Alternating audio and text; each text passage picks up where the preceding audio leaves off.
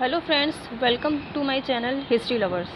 आज हम गुलाम वंश के बारे में पढ़ने जा रहे हैं। 1206 से 1290 के मध्य में दिल्ली सल्तनत के सुल्तान गुलाम वंश के सुल्तानों के नाम से मशहूर हुए, लेकिन वे सभी एक वंश के नहीं थे।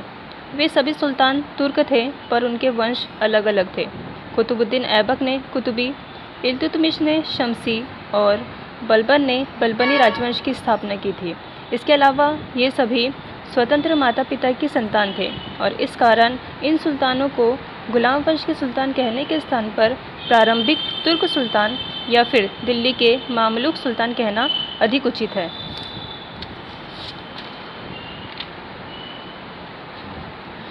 दिल्ली का पहला तुर्क शासक कुतुबुद्दीन ऐबक था और उसी को भारत में तुर्की राज्य का संस्थापक भी माना जाता है।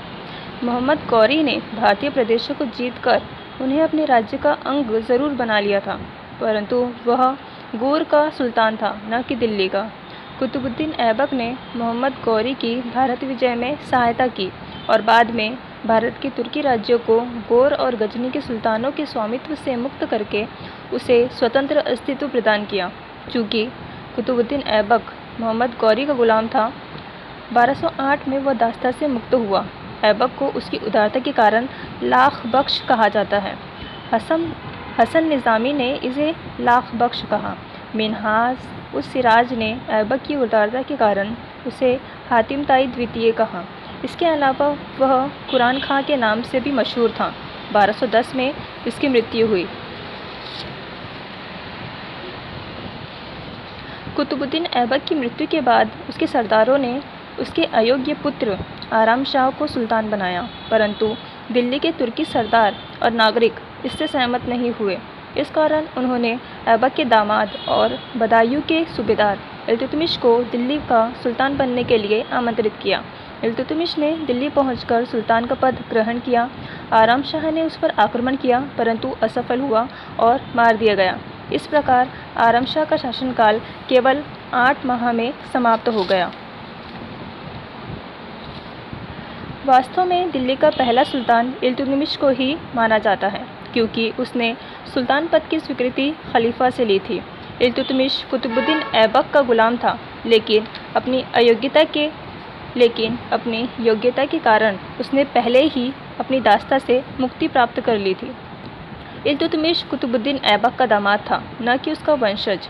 इस कारण उसकी गद्दी पर बैठने से दिल्ली के सिंहासन पर एक नए राजवंश शमसी वंश का अधिकार स्थापित हुआ। उसने दिल्ली को अपनी राजधानी बनाया।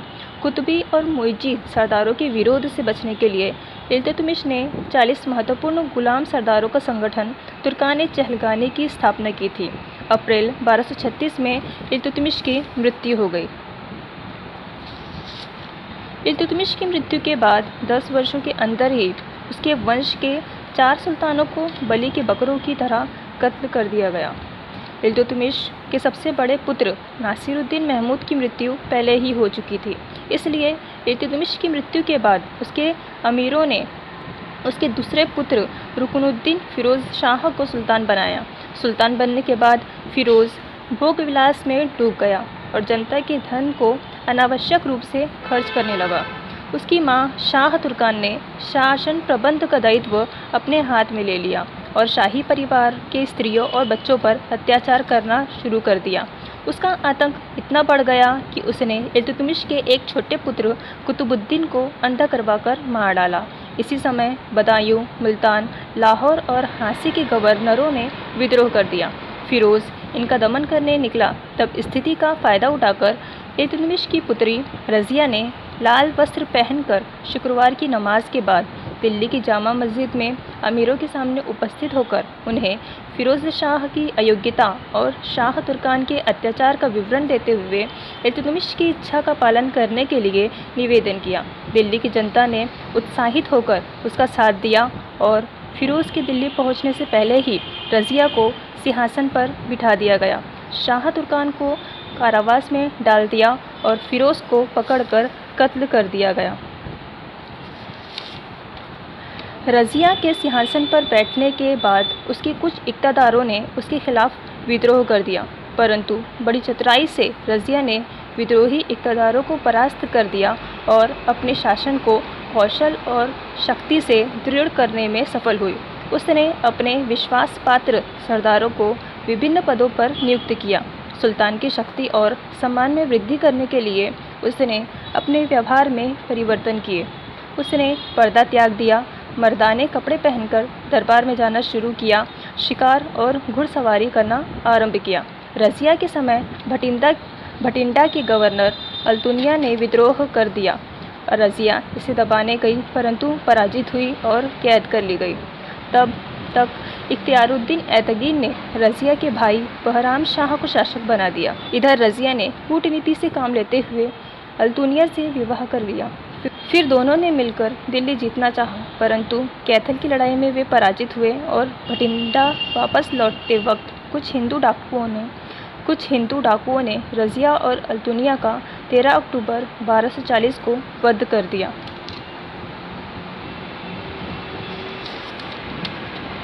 रज़िया को हटाकर बहराम शाह को सिंहासन पर बैठाना तुर्की सरदारों की विजय का प्रतीक था। रज़िया से असंतुष्ट अमीरों का दल सुल्तान को शासनाधिकार देना नहीं चाहते थे, इसलिए उन्होंने एक नवीन पद नाइब-ए-मामलिकात बनाया और शासन की संपूर्ण शक्ति उसके पास सौंप दी। सर्वप्रथम इख्तियारुद्दीन ऐतगीन को नायब-ए-मामलिकात के पद पर नियुक्त किया गया। बाद में सुल्तान बहराम शाह ने ऐतगीन की हत्या करवा दी, जिसके कारण तुर्की सरदारों ने विद्रोह कर दिया और 1242 में बहराम शाह की हत्या करवा दी। बहराम शाह के बाद तुर्की के अमीरों ने फिरोज शाह के पुत्र अलाउद्दीन मसूद शाह को सुल्तान बनाया। अलाउद्दीन मसूद शाह सुल्तान इल्तुतमिश के पुत्र सुल्तान फिरोज शाह का पुत्र था। उसे भी इसी शर्त पर सुल्तान बनाया गया था कि वह स्वयं राज्य की शक्ति का प्रयोग नहीं करेगा, बल्कि उसका प्रयोग अपने नाइब के द्वारा करेगा। इसी समय इल्तुतमिश के तुर्कानी चहलगानी दल के एक सदस्य बलबन ने अमीर-ए-हाजिब का पद प्राप्त करके अपनी शक्ति में वृद्धि की और शासन को अपने हाथ में ले लिया और इल्तुतमिश के पोते नासिरुद्दीन और उसकी मां के साथ मिलकर मसूद शाह को सिंहासन से हटाकर 10 जून 1246 को नासिरुद्दीन महमूद को सिंहासन पर बैठाया। मसूद शाह की मृत्यु कारागार में हुई। इल्तुतमिश के बड़े पुत्र नासिरुद्दीन महमूद की मृत्यु लखनौती में हुई थी। उसकी मृत्यु के बाद उसे एक पुत्र हुआ जिसका नाम इल्तुतमिश ने अपने पुत्र की याद में नासिरुद्दीन महमूद रखा। यह संत स्वभाव वाला व्यक्ति था तथा धार्मिक कार्यों में व्यस्त रहता था। उस पर बलबन का अत्यधिक प्रभाव था। 1249 में उसने बलबन की पुत्री से विवाह किया और बलबन को नाइब-ए-ममलिकात बनाया और उसे उलूग खां की उपाधि दी। 1265 को नासिरुद्दीन महमूद की मृत्यु हो गई। मृत्यु के अवसर पर सुल्तान की आयु केवल 35 वर्ष थी। बलबन ने एक नए राजवंश बलबनी वंश की नींव डाली। इल्तुतमिश ने ग्वालियर विजय के बाद बलबन को खरीदा था और उसकी योग्यता से प्रभावित होकर उसे अपना खासदार बनाया। अपनी योग्यता, कुशलता और कुचक्रों से अपनी साधारण स्थिति से ऊपर उठकर 1265 में बलबन दिल्ली का सुल्तान बन गया। बलबन दिल्ली सल्तनत का पहला सुल्तान था जिसने सुल्तान के पद और अधिकारों के बारे में विस्तृत रूप से विचार प्रकट किए। उसने अपने दरबार में सिजदा और पायबोस की परंपरा को जन्म दिया। उसने ईरानी परंपरा पर नौरोज़ त्यौहार मनाना प्रारंभ किया। उसने अपने विरोधियों के प्रति कठोर लौह और रक्त की नीति का पालन किया। वंशानुगत अधिकार के महत्व को समझकर बलबन ने खुद को फिरदौसी की रचना शाहनामा के शूरवीर अफरीसियाब का वंशज बताया। 1287 में उसकी मृत्यु हो गई।